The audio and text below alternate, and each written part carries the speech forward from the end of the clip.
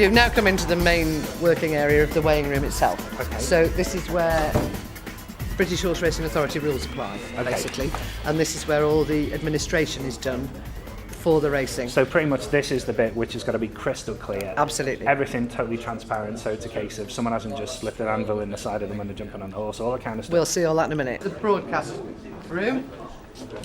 We've got the guys who deal with, you can see all the radios, you can see Mr. Groom here and Mike, and they deal with all the PA announcements that you'll hear. Okay. If there's a steward's inquiry, if two horses have picked together out there, this is where the announcement Is this will come kind of from. the commentary as well? So No, the commentary is that you're going to meet the commentator a little later, I Okay. think.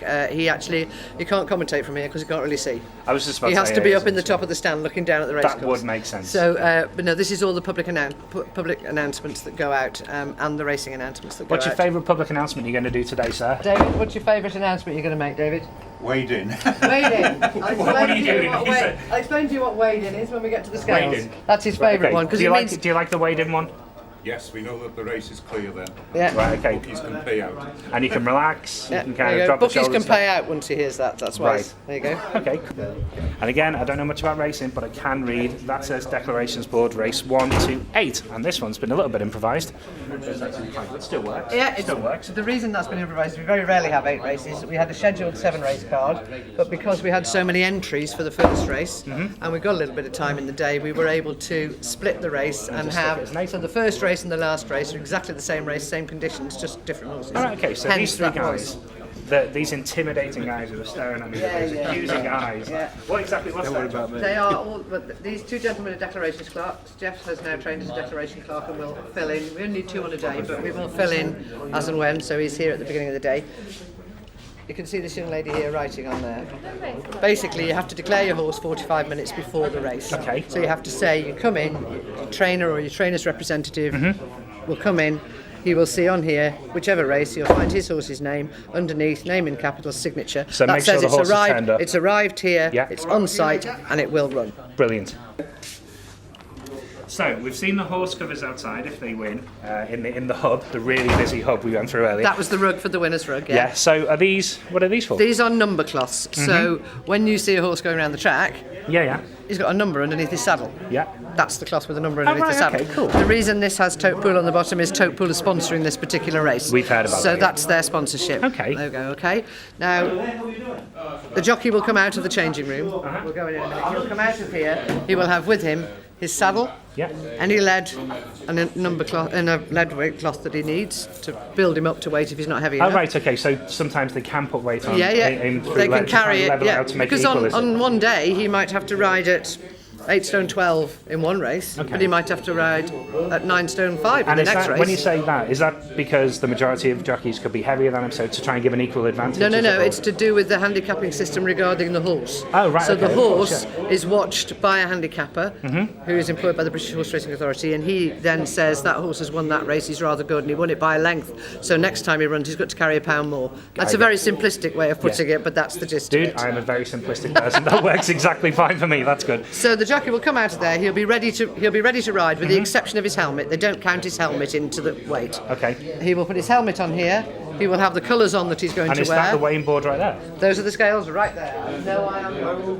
I wouldn't. I definitely wouldn't. And he will pick up his number cloth here, so he will stand there in front of the clerk of the scales, who's just wandering off, and he will stand there, and the clerk of the scales will then have his race card in front of him. He'll look up and he'll say, Jim, or whatever the guy's name is, number 8, because he's holding number 8, yes, and he will check that the weight that he shows on the scales up here is the same as the weight in the race card. So, cool. So And then they they'll can, put the saddle and the number cloth will then be given to the trainer, who will invariably be hovering here, so he can go away and saddle the horse, okay. ready to and go just in the wait for the programme. jockeys pop on. This, Oh, there you go. Those are lead weights. Pound weights and half pound weights. Do you need one? No, you're all right. Thanks. Thank you, Ted. that was somehow as if you knew we were going to look to what the pound weights look If for. the jockey comes out, the test scales in there, and he's half a pound and a pound He'll light. just pick one of The park those the scales will tell him, and he'll pick one up and put it in his weight class. In fact, I actually think I'm carrying a few of those myself. Okay, now, I've heard of the word stewards in relation to stewards inquiry and that kind of stuff, especially when it's in the finishing line, it's by a nose and all those kind of things. Is this where all those decisions, are we actually going to meet the stewards?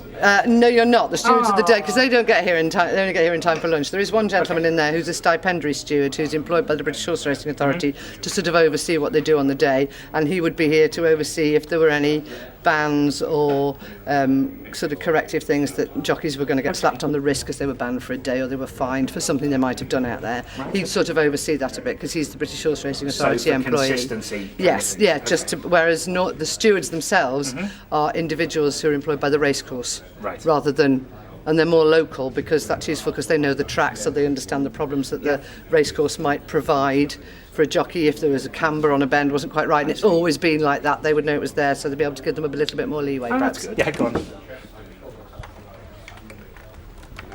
They will come in here if there's a steward's inquiry, and they will therefore look at the incident wherever it might have taken place from 4 different angles. So they can actually kind of like rewind it, watch Absolutely. it, dig it into end. For as long as it takes until they get a definitive answer on what the problem. So how long does it not? How long has it been known to take? What do you know? Well, stewards' inquiries generally don't take very long. Yeah. I mean, Robert, Mr. Earnshaw sitting here is the stipendiary steward, would give you a little better indication of that. Generally, 4 or 5 minutes. Yeah. Sorry. Obviously, sometimes an inquiry would last until after the next race. The inquiries that take the most length of time, the inquiries that may, well, in fact, do run into further into the afternoon if we inquire into a horse that we think hasn't tried hard enough. Right. There are various aspects involved in those inquiries, which include having the horse examined twice by a veterinary officer.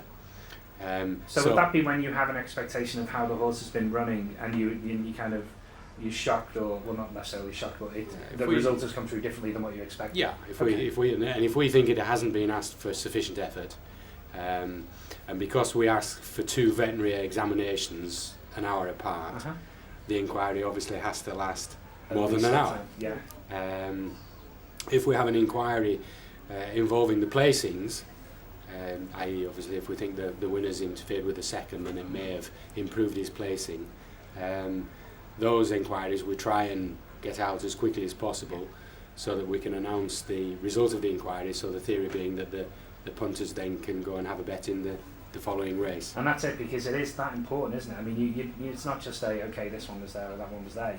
It's a hell of a lot of money banking on it, isn't it? Absolutely, yes. So yes. It really is. As everyone else is out there having a fantastic party, you're combing over the details, but without you guys being there, it could ruin a lot of people's day.